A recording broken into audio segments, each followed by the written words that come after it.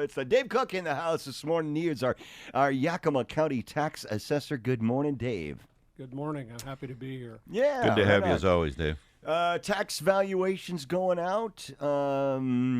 I take it I've been doing stories about our real estate market all year, and it has just been booming. It is. And, it's going crazy. Yeah, just and somehow that affects the taxes that I pay. My home's worth a lot more today. It seems your home is worth what it is when you sell it. This is true. Exactly. Dave always comes back to reality. That's right. Assessed values are based on sales, and there's sales of similar properties in a localized neighborhood. So when assessed values go up, it's because sales of homes go up. And I'll give you an example. 4 years ago, the average selling price of a home in Yakima County was $194,000. $194 4 years ago. So January of 2017, it's $194,000. It's $280,000 today. Wow. What? No. Wow. That's the average selling price of a home. Yeah, that's crazy. Wow. There's a few less sales happening now than happened back then, but the prices. My daughter's looking for a home. Went to look at a house. It had been on the market one day. They had 7 offers on the home. Oh yeah. We've had. I live in Tankera, and man, I mean, homes probably stay on the market for like 2 or 3 days. It seems like it's going crazy. So the assessed values are based on sales that happened previously. The assessment date is January 1st of any given year. So January 1st of 2020 is the assessed value that is used for the distribution of whatever taxes are in 2021. So to get an assessment of January 1st of 2020, we're looking at sales of 2019, 2018, 2017. We don't go back any further than that. Okay. So we're looking retrospectively in an active market as to what a property would potentially sell for. And the biggest question that I ask anybody is, if you want to complain about what your assessed value is, and everybody's going up, would you sell your home for what it's assessed for? And I'm telling you, yes. 99% of the people say they would not. Oh, I would. There's no way they would. they figure that it's worth more. It's worth more, absolutely. Yeah. It's worth really? More. It's worth well more. Yeah. Our assessed value ratio is about 92%. So and we want it that way because we don't want to have anybody over-assessed for what they could potentially sell their home for. So if I understand that, like say you say Lance's Tormey is worth $92,000, he says it's really worth $100,000. Is that how?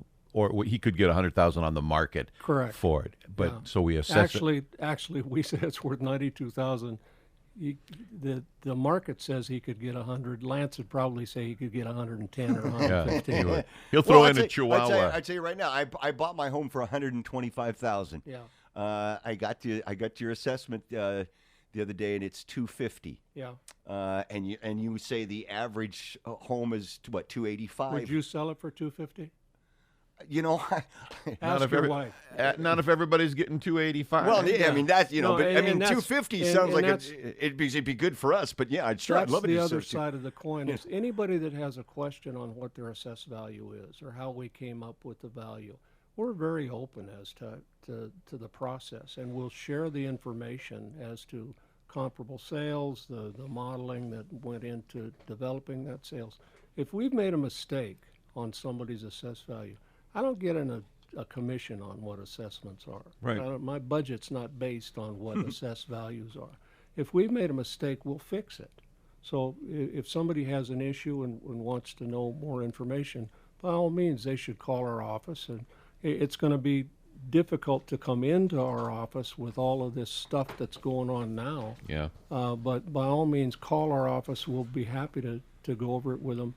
And go over the benchmark criteria. These are the characteristics that we have on your home, and if we're wrong, as I said before, we'll fix it. What they generally do, Lance, I've heard, I don't know if this is true, they'll take a house like yours, and if say he's wrong on Jackson's, they'll just add a decimal point to yours, And that's how it. No, Dave, that's Dave, not. what's That's not how it works. What's the number to your office, Dave? No, that's not how it works. 574-1100. All right, 574-1100 is Yep. is the number. You get a lot of. My direct line is 574-1105. Jeez, look at that 1105 direct line to Dave. Dave, Cook. do you get calls from people saying, yeah. Dave, I just really feel like you've Yeah. under-assessed me, and so Sometimes we do, Wow. but typically when that's happening, they're looking to sell the property immediately, and they want to see it and they want bumped to in see value. the assessed value Yeah. higher, Yeah, wow. because it creates a perception in the public that it's, I guess, worth more or whatever. You know, the that's case interesting. may You be. are in the perception business, even though that's not truly what you guys set out to do, but Right. you really do help form the perceptions Yeah. for people. You know, they take that number and say Yeah. somehow this has got to be it, whether it's what the marketplace, in your case, would do or not. I mean, yours based more on your location, your comparables, your all of that kind of stuff. What about improvements? Let's say, for example, that Trish decides to make some really big improvements to the house and move Lance out. me out, Because yeah. right there, that's a major improvement. And so that goes on and so she adds on a room or something. How often do those things get taken into consideration when you are able to assess a value? How often? If she adds on a room, she had better have gotten a building permit. And that's to on do record, so, right? Yeah, because that would be the record. Yep. But you bring up a good point.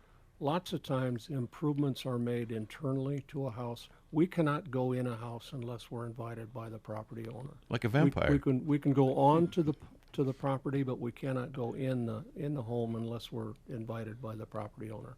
So if somebody's done major improvements, updates, all the rest of the stuff that would impact the market value of the home, there would be no way for us to know about that until time of sale.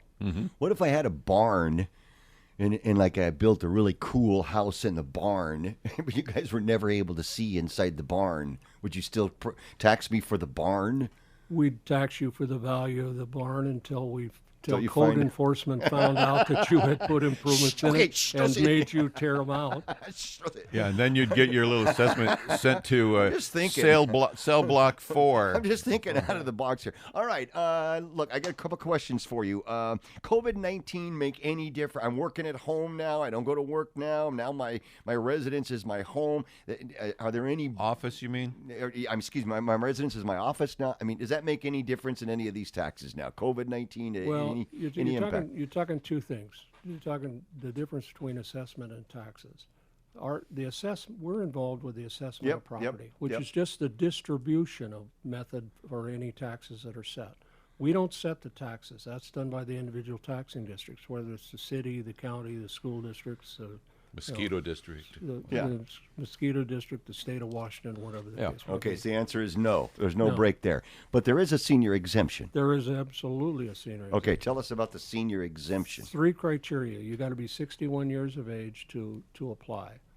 You have to live in the home that you're claiming the exemption for. Yeah. And your income, your combined disposable income from all sources has to be $40,000 or less. Got a lot of people doing that, taking advantage of that? Absolutely, yeah, and people should. And it's an easy process done in our office. Takes about, you bring in your tax return and your income information. Takes about 5 minutes for us to process it electronically. If the application is valid, we pass it on to the treasurer's office. They amend the taxes accordingly and go from there. What's the break? How much of a break does it give me? There's 3 levels of exemption, an A, B, and C level, and they're based at actually 40,000, 35,000, 30,000 different monetary groups. The beginning break is about a 50% Wow, nice. reduction in tax amounts. And So- basically it exempts you from all excess levies, which are school district and Right. and voted levies. So let me see if I have this straight. 40,000 in disposable income, and you have to bring in your tax receipts. What if I bring in sales receipts and show you that my wife has disposed of $40,000 of my income? That's probably not going to work. Not the same thing, is it? No. No, and the penalty, you're signing the application process is very quick and very easy, but you're signing under the penalty of perjury.